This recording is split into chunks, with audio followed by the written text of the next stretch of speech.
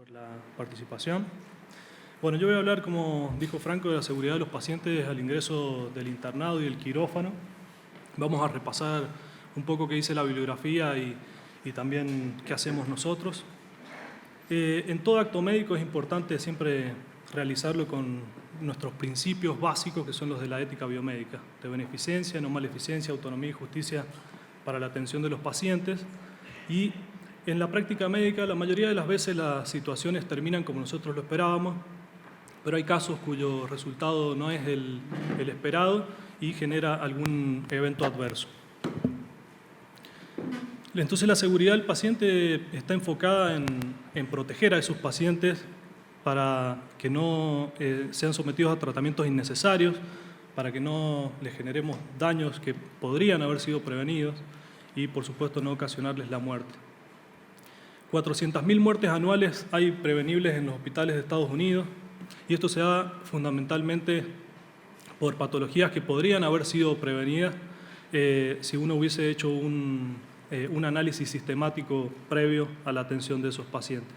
Entonces, como dijimos, son consecuencias bastante importantes que pueden ser generadas y tiene costos también bastante elevados, como vamos a ver. Hay 42 millones de pacientes que presentan eventos adversos por errores, por supuesto que son involuntarios, pero que podrían haber sido prevenidos en los hospitales cada año en todo el mundo. En los países que tienen niveles de ingresos medio y bajo, hay 2.6 millones de muertes en cada año y, como dijimos, en los Estados Unidos, 400.000 muertes anuales. Entonces es una patología, o sea, es un tema bastante importante que debemos tener en cuenta en la atención de nuestros pacientes día a día. Esto tiene un costo muy alto para el sistema sanitario también a nivel mundial, 42.000 millones de dólares es el costo anual que tiene a nivel mundial los errores generados por la atención médica. Y estos son datos de la Organización Mundial de la Salud, que dice que podríamos haber prevenido el 50% de estos errores, así que hay que trabajar en ello. Los efectores, o sea, las personas que trabajamos en salud, habitualmente tomamos como que estos errores que generan daños prevenibles en los pacientes son un efecto secundario que es inevitable. Y entonces no escarbamos demasiado en encontrar cuál es la causa y poder solucionarlo. Ante la ausencia de liderazgo médico en tratar de solucionar este problema, esta problemática, aparecen grupos de defensa de los pacientes, abogados que son especializados en mala praxis y legisladores, que ellos enfocan el tema de la seguridad del paciente en tratar de resarcir al paciente con algún evento adverso sufrido o de castigar, por supuesto, al sistema de salud por esos errores evitables. Es importante el liderazgo médico para que podamos prevenir estos daños del paciente y no tener ya el evento adverso generado en él. La mayoría de las instituciones médicas tienen como misión la seguridad y el bienestar de los pacientes, pero es un sistema que es muy vulnerable por la naturaleza imperfecta que tenemos todos los humanos que trabajamos en el sistema de salud y porque hay muchos errores que pasan desapercibidos. No todos los errores del equipo de salud terminan generando un evento adverso en el paciente que pueda determinarse, digamos, de manera concreta y que genere algún evento adverso grave, sino que hay muchos eventos adversos que no se toman en cuenta. Entonces, estos errores que son individuales de las personas, en realidad tenemos que tomarlos en cuenta como que son consecuencia de un sistema defectuoso que no pudo solucionarlo a tiempo y pues terminó generando un problema en el paciente. Entonces, la falta de enfoques sistemáticos de esta patología y de las listas de verificación, que ya veremos que son tan importantes, son el principal potencial para un riesgo de generar un evento adverso en el paciente. Este modelo del queso suizo lo que hace es tratar de demostrar cómo se generan estas causas de errores prevenibles en los sistemas. Cada rebanada de queso lo que trata de demostrar es de manera análoga a un sistema de defensa y cada uno de los pasos que tiene que ir atravesando esa flecha son digamos, el error que terminó generando un evento adverso en el paciente, y esos orificios que tienen las rebanadas de queso son las fallas que tiene entonces nuestro sistema de defensa. Entonces, para que pueda ocurrir un evento adverso, no solamente tiene que ocurrir un error, sino que ese error tiene que ir atravesando nuestros mecanismos de defensa y terminar generando el evento adverso en el paciente. Entonces, no podemos echar culpa solamente a un error puntual, sino tratar de enfocarnos en ese sistema de cómo corregirlo. Y esto es para explicarlo de manera más práctica. Acá en la imagen A, un paciente que durante el consentimiento informado se marcó mal el sitio quirúrgico y que durante su etapa de internado y de ingreso a quirófano no se pudo corregir ese error, puede ser operado en el sitio inadecuado. En la imagen B, si ese mismo paciente que tiene mal marcado el sitio quirúrgico en el consentimiento informado, pero después en el internado la enfermera puede corregirlo, ese error, y marcarlo en la zona correcta, bueno, puede llegar a prevenirlo al error, y entonces no generamos un evento adverso del paciente porque el paciente recibe el procedimiento quirúrgico en el sitio correcto. Entonces, ¿cómo podemos mejorar nosotros la seguridad del paciente? Ya dijimos que es un sistema que tenemos que ir mejorándolo día a día. Y para esto es importante identificar los problemas que tenemos actualmente, revisar estos sistemas que estamos utilizando, educar y capacitar a todos los profesionales del equipo de salud y mejorar la interacción del paciente. Y es muy importante repetirlo esto, ir verificando nuestros programas de seguridad del paciente para poder ir corrigiendo los errores que van surgiendo.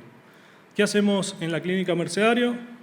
Paciente cuando ingresa, en la admisión se le entrega esta pulsera, que es de identificación, que la va a tener durante toda su estadía en la internación.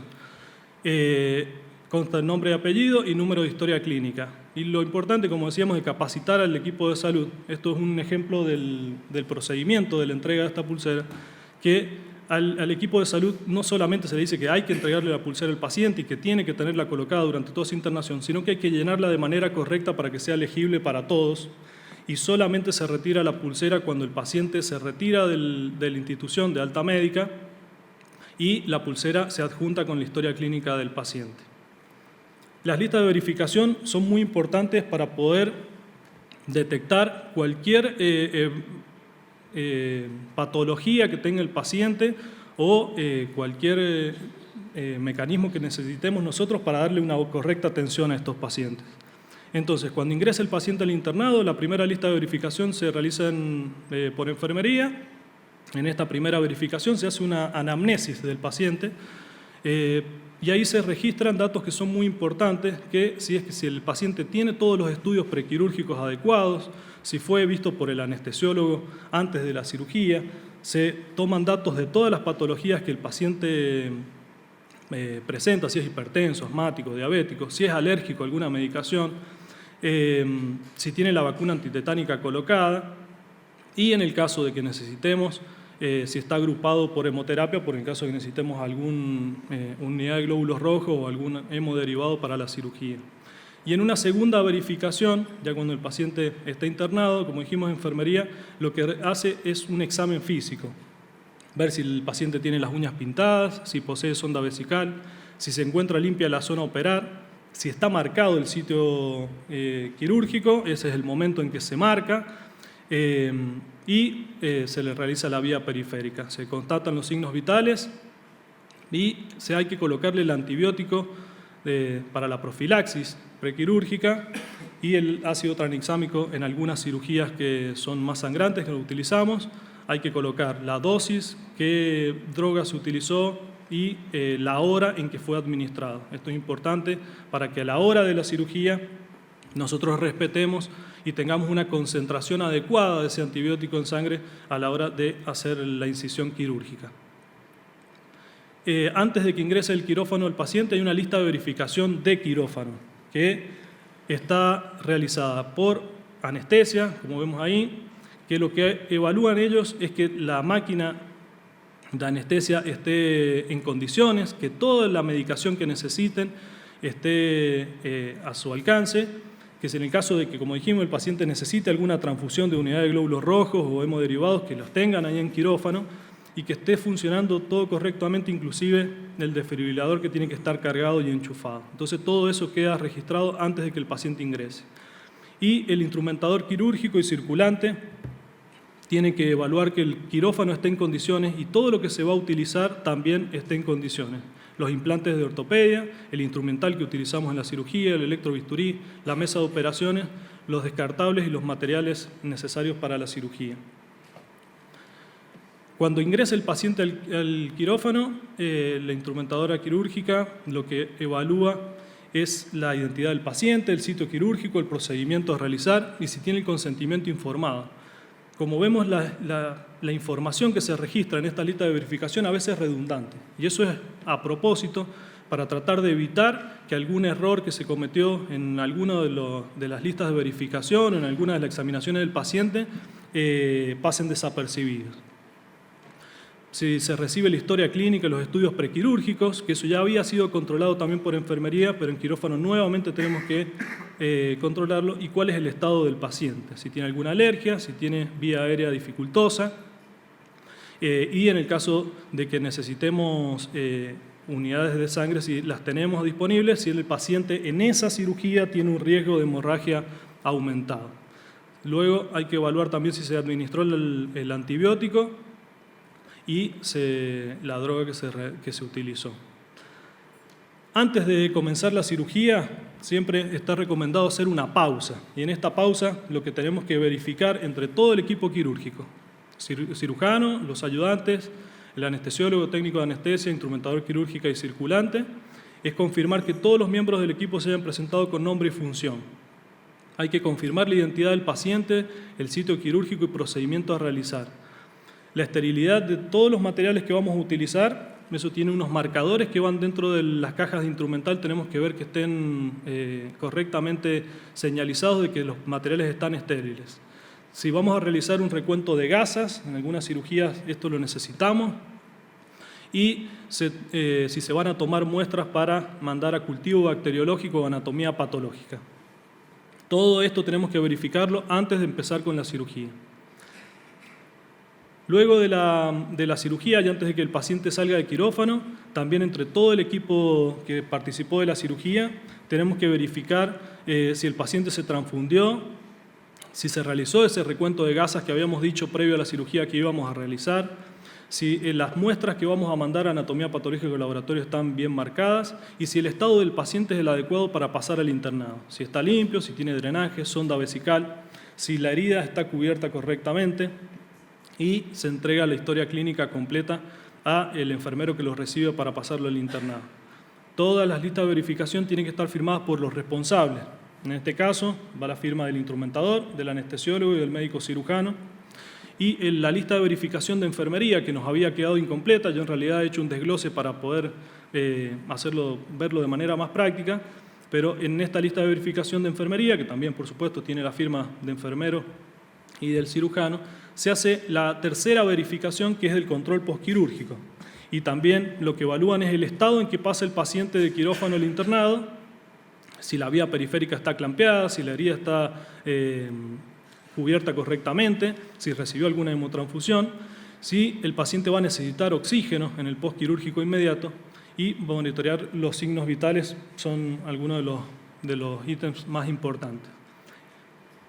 Estos listas de verificación, luego se pueden unir ambas listas de verificación, tanto la de enfermería como la de quirófano, y se forma esta planilla de seguridad de pacientes. En esta planilla lo que queda registrado son todos los datos que habíamos revisado previamente. Además, se agrega los datos del quirófano, temperatura, humedad pre- y postquirúrgica, la hora de mango hemostático, la hora de incisión y de cierre de piel y los hisopados prequirúrgicos que se realizó el paciente, si fueron negativos, si tiene algún germen, qué germen es y si necesita de una profilaxis prequirúrgica, si la realizó adecuadamente, si se colocó el antibiótico prequirúrgico necesario y si dentro de la cirugía, en el intraoperatorio, si se colocó algún otro antibiótico. Todos estos datos quedan registrados y nos da una buena trazabilidad para los pacientes de manera individual, pero también para poder sacar conclusiones de nuestro trabajo diario. En el caso, esta planilla sirve para control de infecciones. En el caso de que ocurre algún evento adverso, podemos nosotros verificar ese procedimiento quirúrgico y ver si tiene alguna relación con alguna acción que hayamos realizado de manera incorrecta y, por supuesto, corregirla. Entonces, como conclusión, es muy importante que la seguridad del paciente sea una responsabilidad irrefutable de todo el equipo de salud.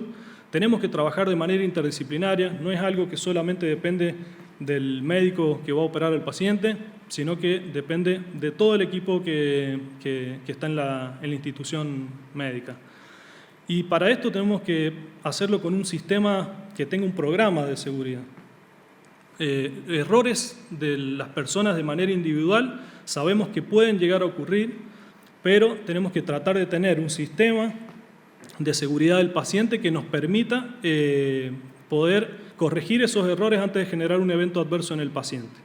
Y sabiendo que tenemos recursos que son limitados, tanto en las instituciones públicas como privadas, así que debemos aprovecharlos para darle la mayor seguridad al paciente en su atención. Además de implementar estos programas de seguridad, es importante implementar programas de control, de verificación, para poder revisar que lo que estamos haciendo sea lo correcto, y esta retroalimentación que nos va dando, como les mostraba con esa planilla que utilizamos de registro, la retroalimentación que nos da nos permite poder seguir corrigiendo estos programas de seguridad del paciente para trabajar cada día mejor. Muchas gracias.